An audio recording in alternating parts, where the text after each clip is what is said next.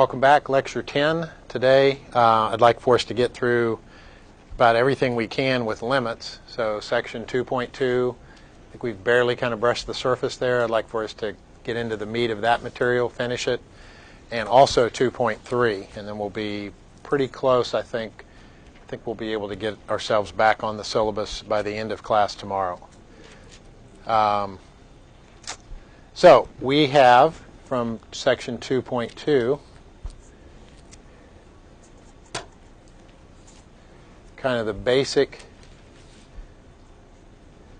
description. It's not a formal definition of a limit, but we have this function. We're going to allow x to get closer and closer to a, acting on that function. And if it has a limit, then there's nothing wrong with whether it gets there or not, saying that the limit is L. So we don't care what happens when x is a, and it need not actually ever get to capital L. But we're very, very close to a. Consequently, the function takes on values very, very close to L. So I think I wrote this down.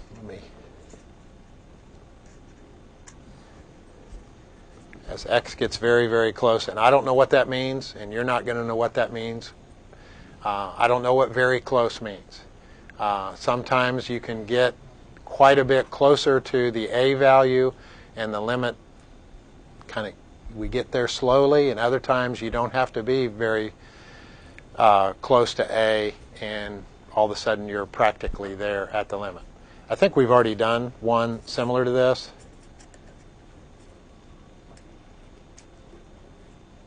Didn't we do this the other day? Didn't do that? I think we did. I did. Where were you guys?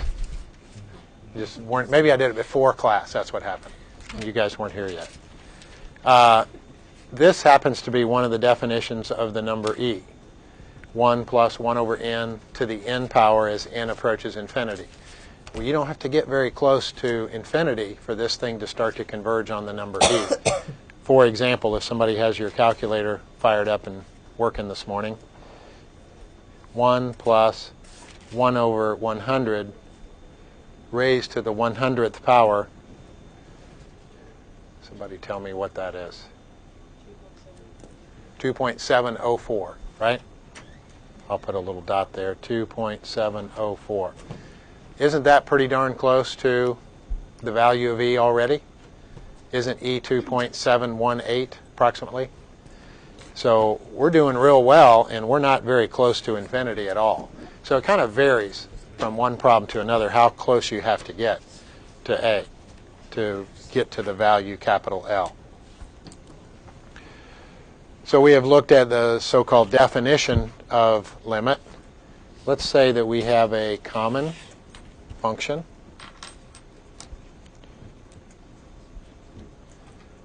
Let's say it's quadratic, so we're dealing with a parabola. In fact, we could find the vertex of this parabola. It's probably worth a minute or two to do that. What's the vertex of this parabola? Parabola opens up. Is this fatter or skinnier than just y equals x squared? What's that 2? Okay, stretches it, so it kind of makes it go up faster. The net effect of something going up faster is that it's skinnier. If it goes up slower, it kind of plods along, which fattens it up. This is skinnier than y equals x squared. Vertex. Anybody? How do you find the coordinates of the vertex?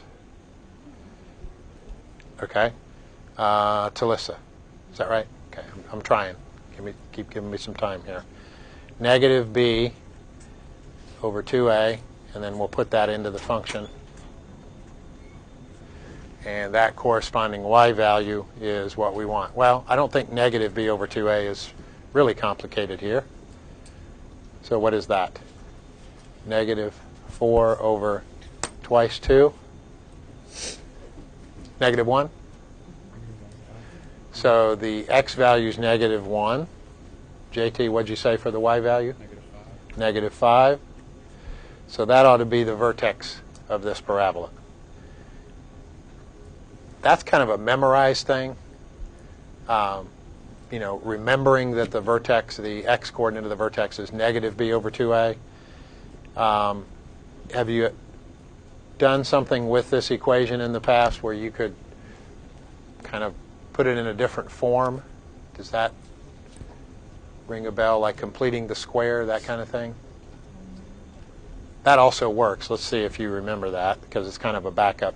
This works well, but it is a memorized thing. If you happen to forget that, let's put 2x squared plus 4x out here by itself, and we'll send that minus 3 over there to the right. Whatever the coefficient of x squared is, factor that out in front. Is this, you remembering this process? Probably haven't done this for a while, but it is a backup. We want to complete the square in x. What does that? Plus 1, okay? So I'll put a plus 1. By putting a plus 1 there, what actually just happened to the right side? Did I add 1? Yeah. I added 2, right? Because everything inside is multiplied by 2. So I can't just change the problem by adding 2 to the right side. So I'll also subtract 2. So we added 2, we subtracted 2, net effect is 0.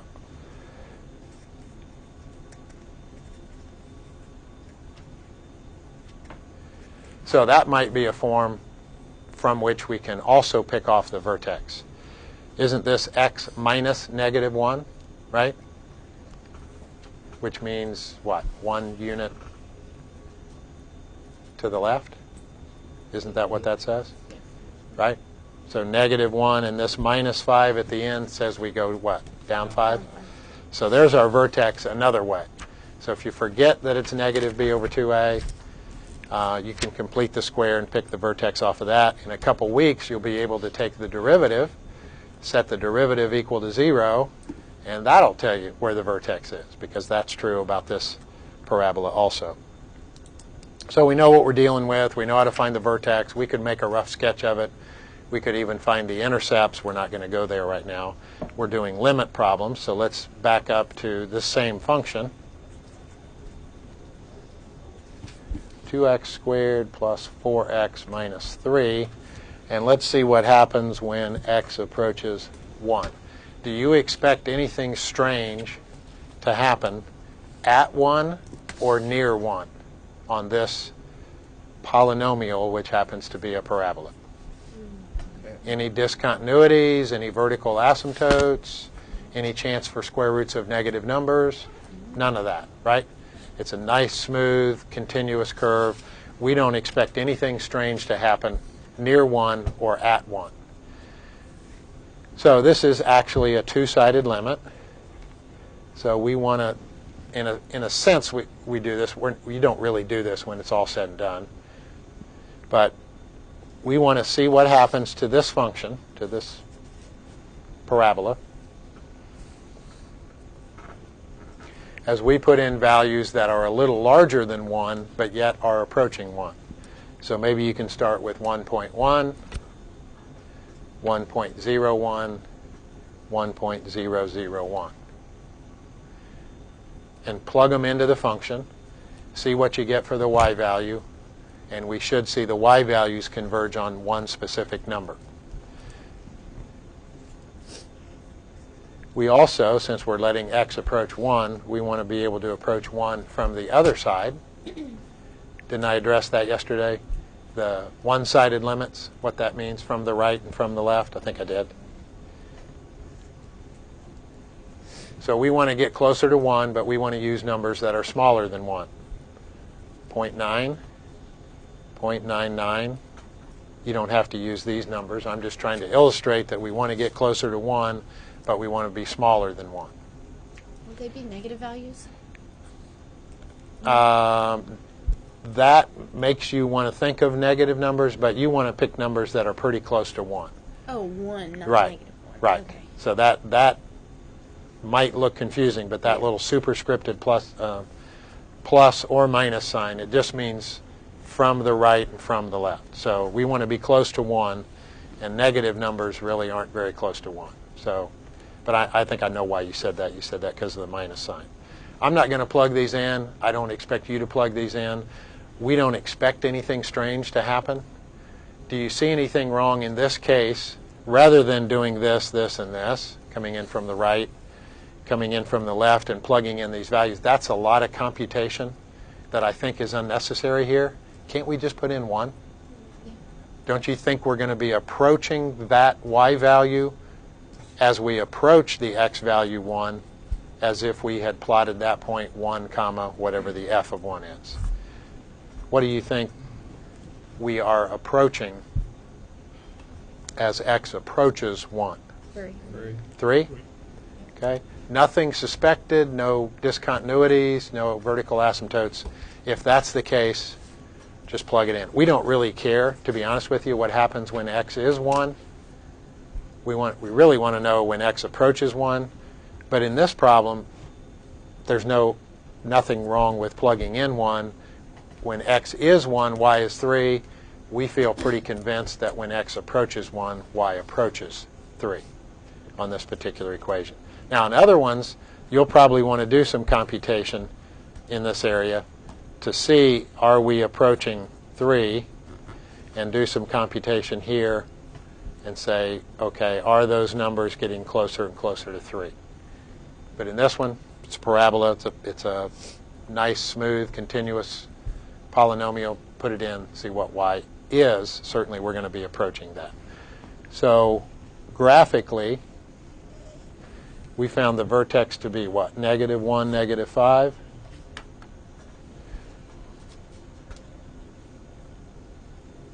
So here's the point 1, 3. So as we come in from this side, the y values are approaching 3. As we come in from this side, the y values are approaching 3. That point doesn't actually have to be there to justify having the same exact answer. We don't ever have to get to 3. We just have to be approaching this value. So, depending on the problem, we want to do some of this sometimes. Other times, it's too much computation. We can get to the answer quite a bit quicker without any doubt. Suppose we had a problem like this.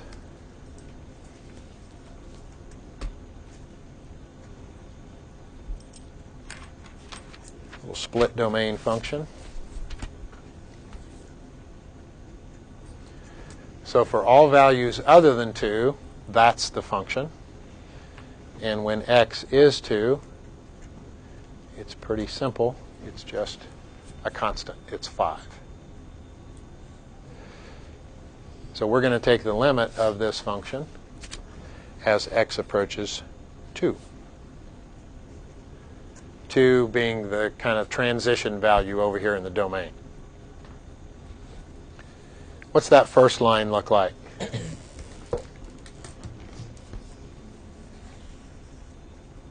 By the way, you don't have to graph these ahead of time, but sometimes when you're first getting started with limits, I think it helps to look at the picture so you can see what happens as we get closer and closer to 2. Anybody know what that is? That's a line. Let's see what it is.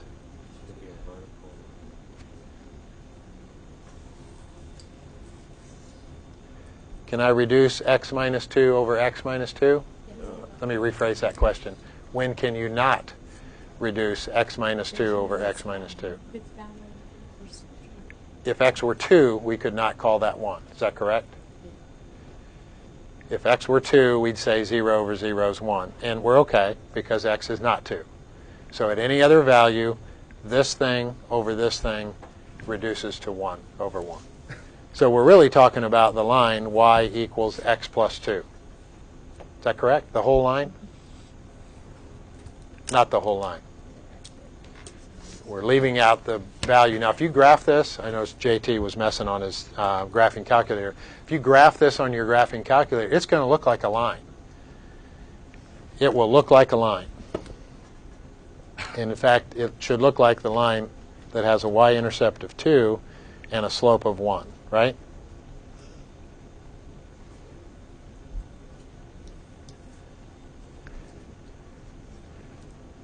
but it's not a line. And that's very hard to figure out on your graphing calculator because it's got one little pixel missing. You're probably not going to pick that up, that one little pixel is missing.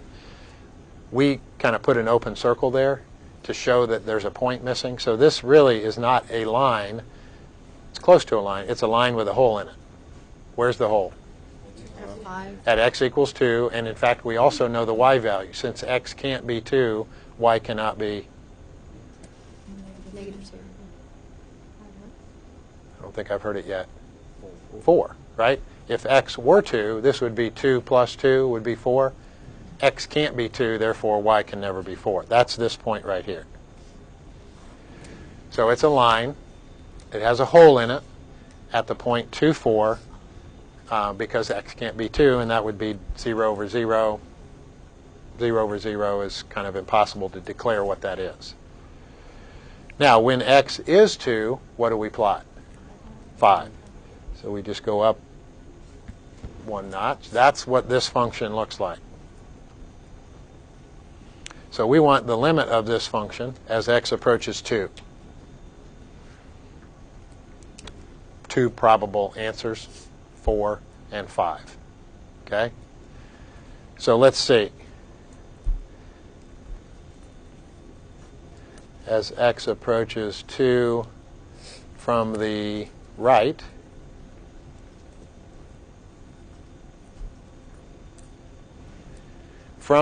which one are we using? Are we using this top line or are we using the bottom line? As long as x is not 2, we're using the top line, right? So we're using this. Which isn't that really this? Right? So we could add 2.1 to 2. That'd be 4.1. Add 2.01. 2.001. So it appears that the y value is doing what? Approaching 4. So as we approach 2, the y value appears to be approaching 4. Okay, if x approaches 2 this time from values smaller than 2, which line do we use? Top line. This works for all values except when x is 2. X is not 2, it's approaching 2 from numbers smaller than 2. So what do we get here? 3.9, 3.99, 3.999. These values appear to be what? Approaching 4, as these values are approaching 2. What's the answer to our limit question? 4. From both sides, isn't the y value getting closer and closer to 4 as the x value gets closer and closer to 2? Is that correct? What's happening at 2, that's completely irrelevant to this problem. We don't care what happens when x is 2. We care what happens when x is approaching 2. So the fact that the point 2,5 is plotted, irrelevant. Completely irrelevant. If it's plotted, wonderful, doesn't change the answer. If it's not plotted, wonderful, doesn't change the answer.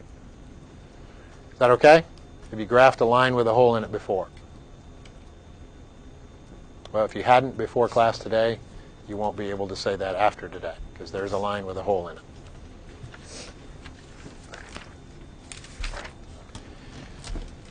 So that can happen. Here's another strange situation we're going to have to deal with. Let's suppose we're given a so-called bad value in the denominator. We want to take a limit of this function as x approaches that bad value.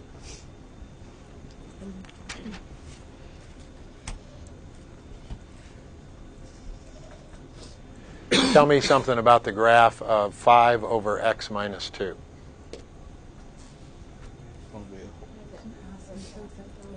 Asymptote where? At x equals 2, which kind of spells trouble, doesn't it, in this limit problem?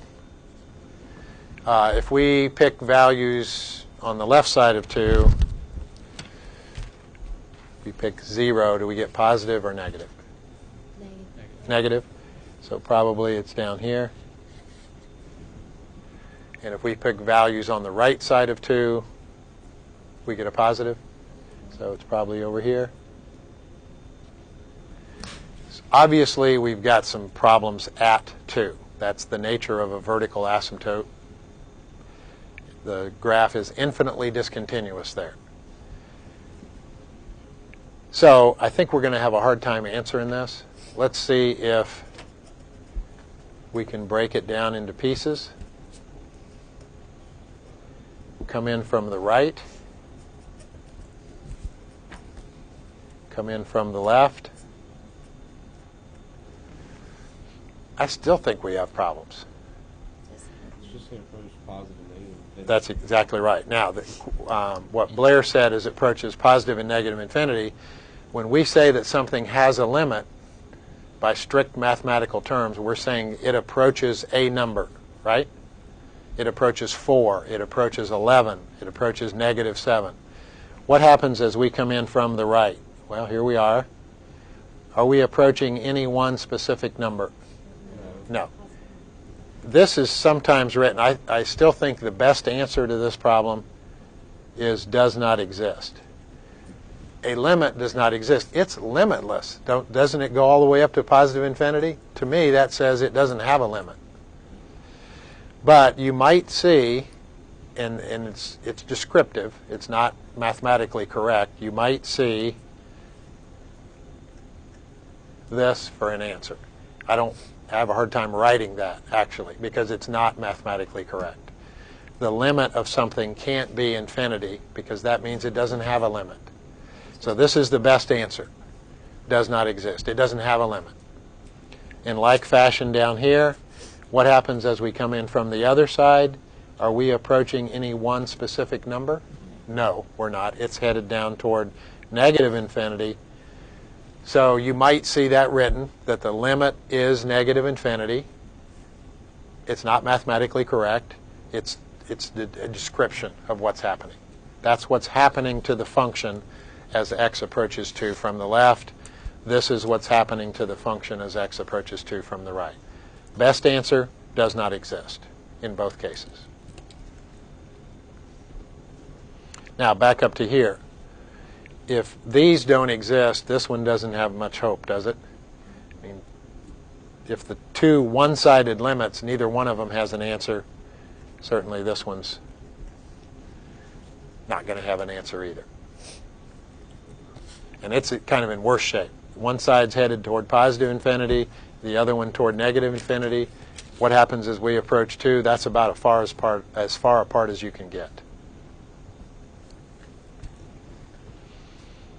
If you have a graphing calculator, you might want to graph this next one.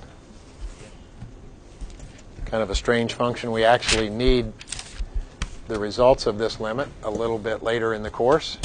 Right now, it doesn't seem like it's all that relevant.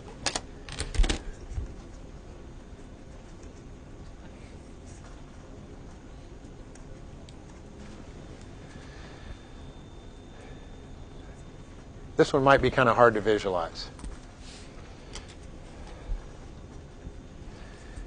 X is approaching 0. Let's pick some values.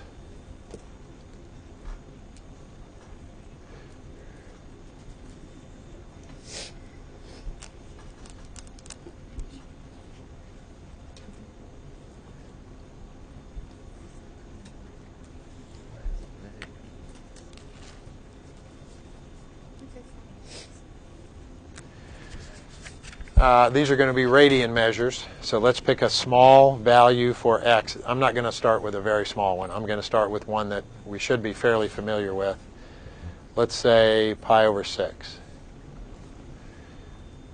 Somebody that has a calculator out, what is pi divided by 6? The number pi divided by 6. 0.52 something? 5236, something like that? Yeah. What's the sign of pi over 6? There's that look again. I get that look every day when I put a trig problem up here. Pretty soon, though, I'm not going to get that look. 1/2. So we could take the sine of x over x itself. That doesn't really look like it has much of an answer yet. Let's keep going. Let's let x get smaller. So let's say pi over 12. Somebody tell me what decimal pi divided by 12 is. 262? Thank you. What's the sine of pi over 12? Let me see if I remember this to further enforce what a geek I really am. 588. How's that? Don't tell me why. Don't ask why. I have no idea. Sine of x over x. Well, the sine of x is 0.2588. 0.262. Let's try one other. Let's try, I'll just take a value in radians, not in terms of pi. Let's say the angle is 0.03. That's the angle. 0.03 radians. What's the sine of 0.03 radians? 0.0299.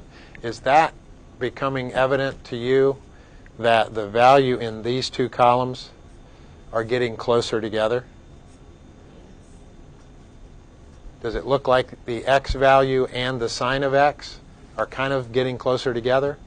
Well, what happens when you take a pair of numbers that are getting closer together and you put them in a fraction, one in the top and one in the bottom?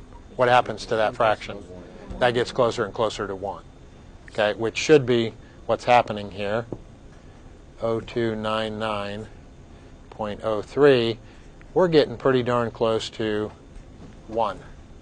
Now, if you graph this function on your graphing calculator, you would see that it looks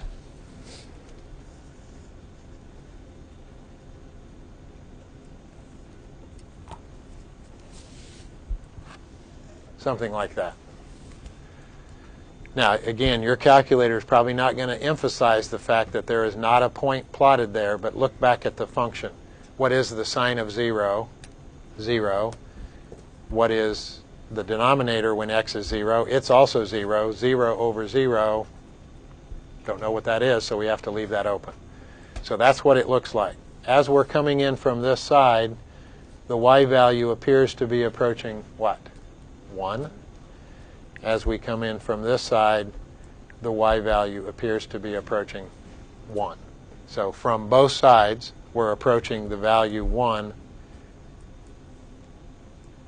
So the answer to that limit problem, which we will need that in a couple weeks, we'll come back and revisit that, is in fact the clean, simple value of 1. It doesn't look that way at all when you start this problem. It just so happens as the angle gets smaller, the angle and the sine of the angle get closer and closer and closer together. Put them in a quotient, numerator and denominator are the same. It's practically 1. What about the cosine? Pardon? Is it the same thing with cosine, or is it only cosine? We'll need a limit with cosine. It's a little bit different than this. When we need that one, we'll just come up with it. We'll need it in a couple weeks. This was kind of for the purposes of using it later, but also looking at a function that's completely undefined at 0. But not because it's going to infinity and going to infinity. It just is open there. It's not defined at that point. But nice and cleanly defined on either side.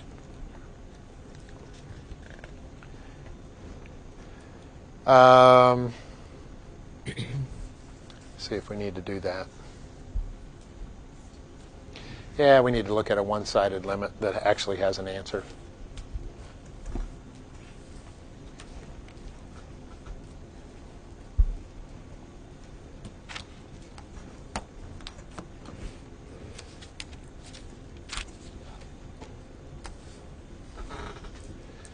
So it looks like we're going to examine what's happening near this transition value, which is -1.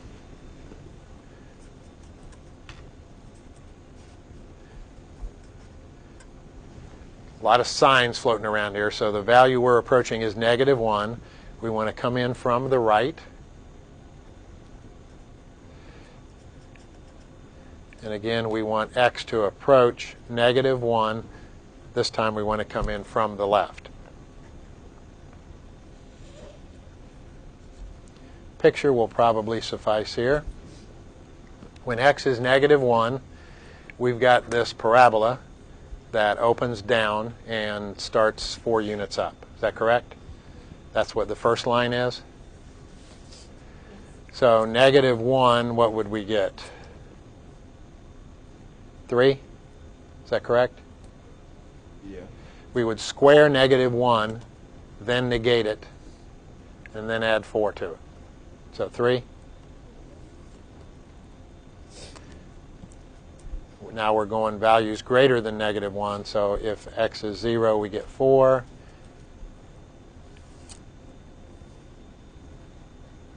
So we get this piece of a parabola. Now when x is less than -1, we get a line that has y-intercept -3. It doesn't make it quite that far to actually hit the y-axis. And it has a slope of -1. If x could be -1 here, what would the y value be? -2? Yes. So don't we leave that point out? Right? So x really can't be -1, therefore y can't be -2. So that point is deleted. And then I could just pick some other values, right? -2, what do we get?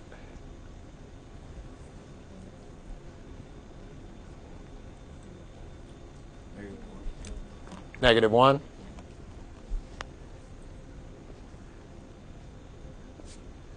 And we know it's linear.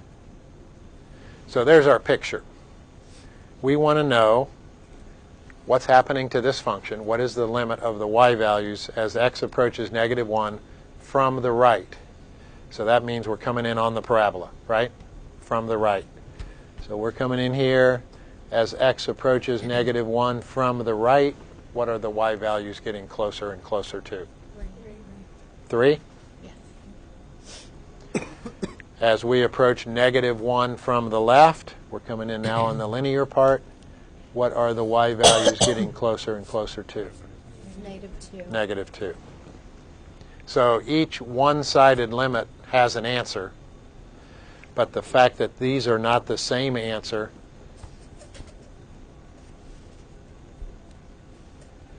causes this answer to be what? Doesn't exist. That's exactly right. These two have to be the same. We have to be converging on the same value from both sides if we want the two-sided limit to have an answer. So 3 and -2 were not converging on the same y value, so does not exist.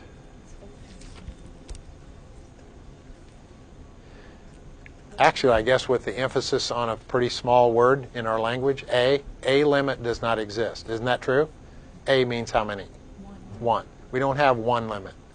So a limit does not exist because we have two different one-sided limits.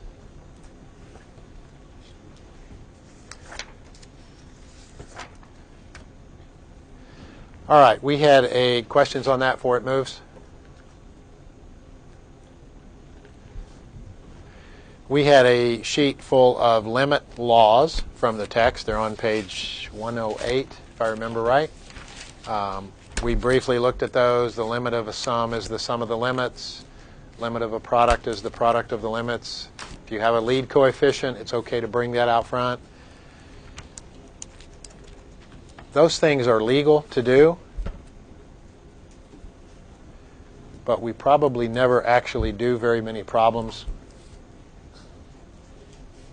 using them. So now we're into section 2.3. Still talking about limits, but it's just kind of advancing the topic a little bit. So using the limit laws, we could do this. And this is way overkill on this problem. You never really do that.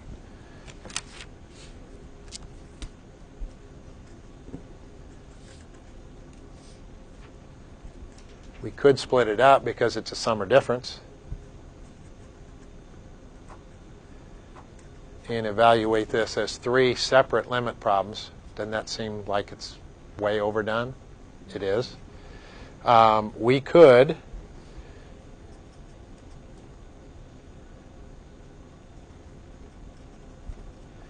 take this 7, which is a coefficient,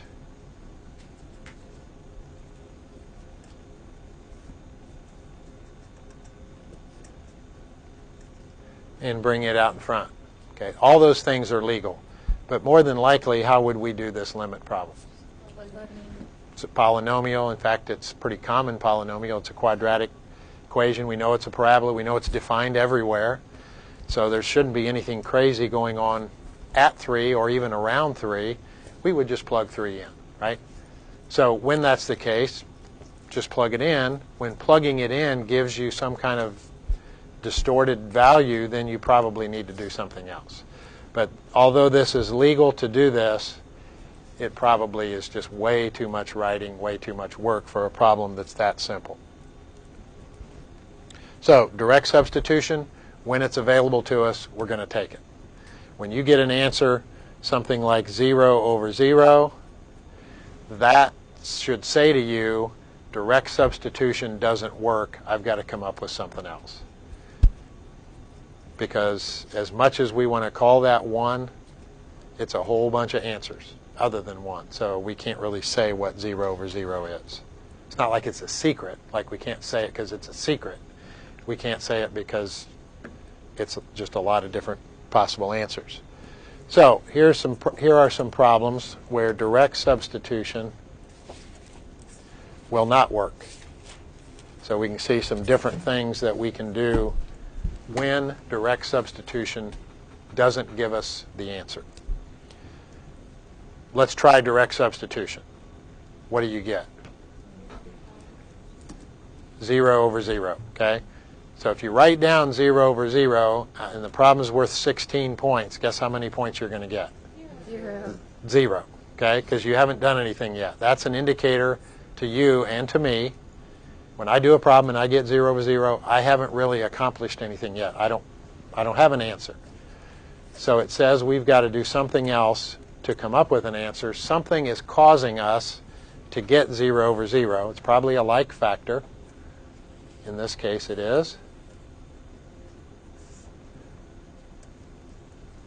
Numerator and denominator. So the like factor happens to be x minus 3, and x is approaching 3. So there you get 0 over 0. Is it okay to reduce x minus 3 over x minus 3 and call it 1? Yes. When is that not legal to do? When x is 3. So we're not going to let x be 3, but it's going to be approaching 3. So I usually write a little note to myself that x can't be 3. So we're really evaluating, after we've reduced those two things, kind of the culprits here that caused us to get 0 over 0. Now, if x gets closer and closer and closer to 3, what does x plus 3 get closer and closer and closer to? 6. It gets closer and closer and closer to 6. Now, do we ever actually get 6? No, because we're not supposed to let x be 3. So we're going to approach. So it's okay. The terminology is fine. The limit is 6. That's what we're approaching. We don't care if we ever get to 6. That's not part of this problem. In fact, we don't get to 6. Isn't this a line with a hole in it? And we never actually get the y value 6. We get closer and closer and closer to that value, but we never reach it. So you might need to factor and reduce like factors. As long as you're not reducing 0 over 0, which we're not, x can't be 3, you can get away with that.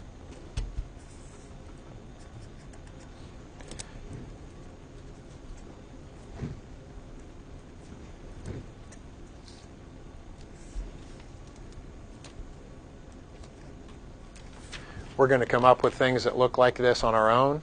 Right now, at this point in time, we're being handed a problem. H approaches 0. It looks like a function of, in this case, kind of the x plus h, 2 plus h thing. So we're going to see problems like this. If you put in 0 for h,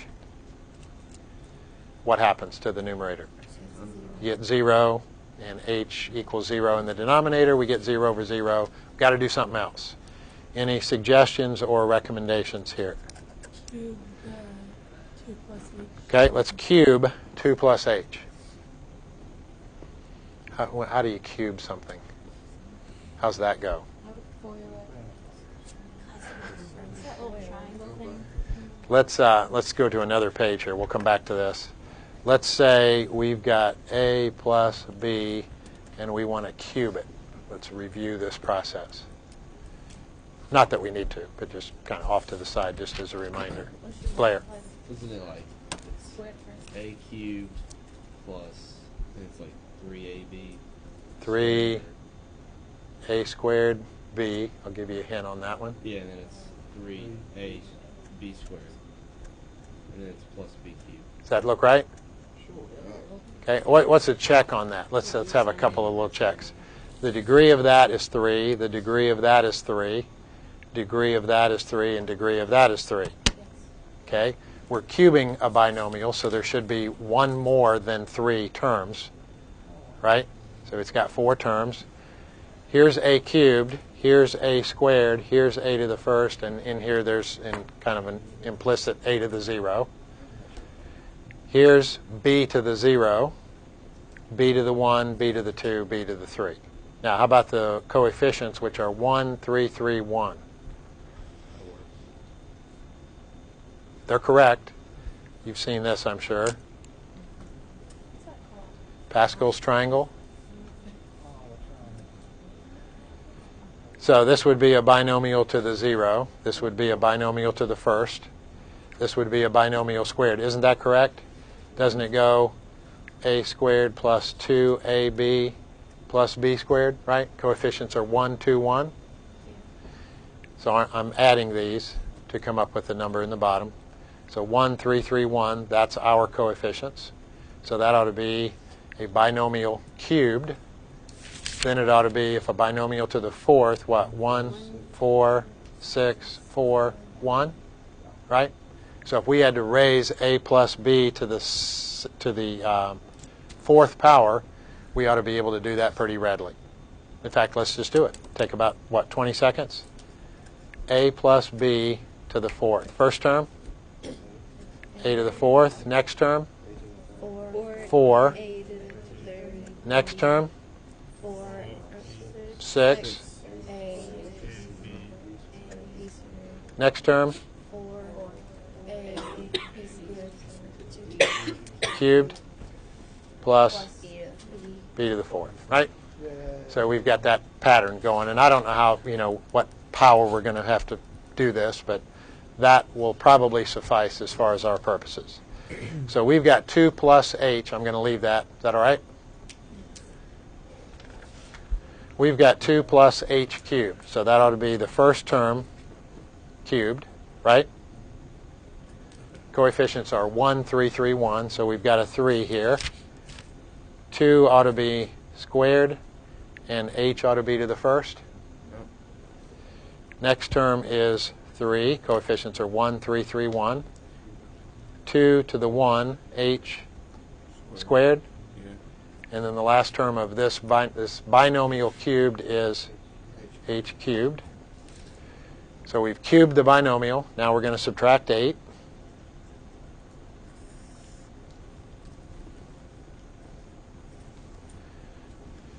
Any terms disappear at this point. 8.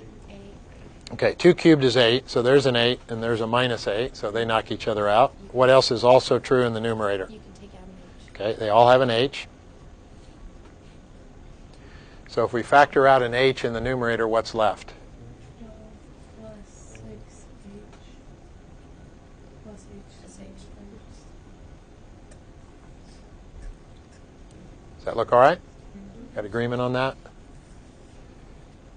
And as long as h is not 0, are you convinced that h is not 0? It's not 0. It's approaching 0. So h is some small number over itself, reduces to 1. And now if h is very, very, very small, and for all practical purposes 0, but not really 0, that doesn't affect 12 because there aren't any h's in it. If h is very, very small, what happens to 6h? That approaches 0. And what happens to h squared? That approaches 0 also. So our answer to this limit problem is 12. Is that correct? How many of you thought the answer to that was 12 when you looked at it? I'm not going to raise my hand either. So sometimes you just can't tell. You have to expand, drop out like terms, reduce h over h, which is legal as long as h is not 0. It is not 0. Okay, one more. Piece of paper other than that one. This is the first day in this class that we actually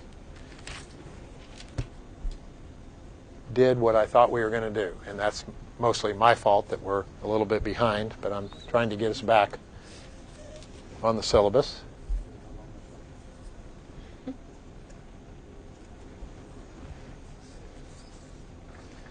Well, I look at that, and then I look at my next page, and there's a half a page we didn't get to. Sorry, I spoke that a little too quickly. If you put in 0 for t, what's the numerator? 0. Denominator? 0. Don't have an answer yet. Any suggestions or recommendations? Take the square root of t squared plus 9. Can you do that? Keep going. Well, square root of t squared plus 9. What would you think that would be? That's a cruel question. Can't be simplified, right? You can't take the square root of a sum. Okay, multiply by the conjugate. This is kind of awkward because you've probably done that. Multiplied by the conjugate of the denominator to rationalize a denominator. Get used to this. Sometimes we have to multiply by the conjugate of the numerator. So we do that up top, and we also do that down here. It's going to make the bottom very ugly, but hopefully that will simplify the numerator. What happens to a binomial quantity, like in this case, this is a minus b. Now we multiply it by a plus b. What do you get? Under the square root and then minus 9. That's right. No middle term. That's the nice thing about it. So you get with this square root of t squared plus 9 minus 3 times square root of t squared plus 9 plus 3. Their product does not have a middle term. It's the first term squared minus, is that correct? The second term squared? So we just did this in the numerator. A minus b, a plus b. So that's a squared minus b squared. That's what we just did in the numerator.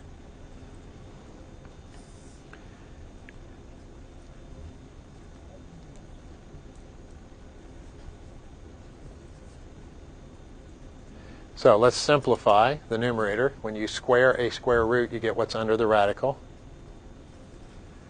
Then we're going to subtract 9. That works out nicely, doesn't it?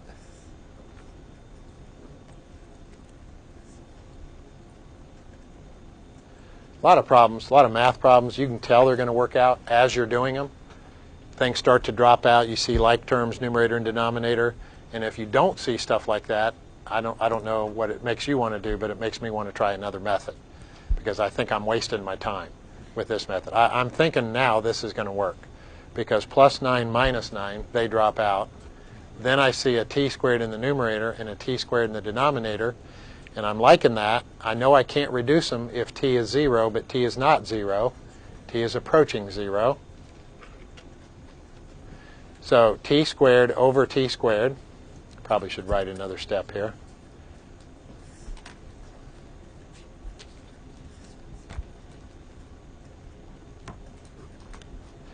Now we have a factor of t squared in the numerator, a factor in the denominator.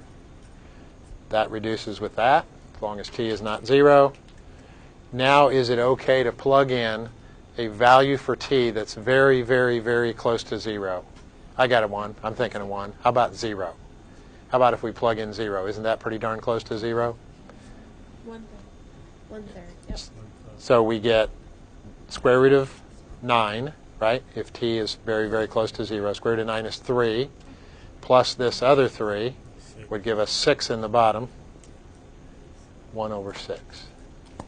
How many of you thought the answer to that was 1/6 when we started? Oh, I didn't either, okay? But I have some processes that I think will work. All right, we're getting closer to being back on the syllabus. Tomorrow, at the end of class, hopefully we'll be right where we should be. See you tomorrow.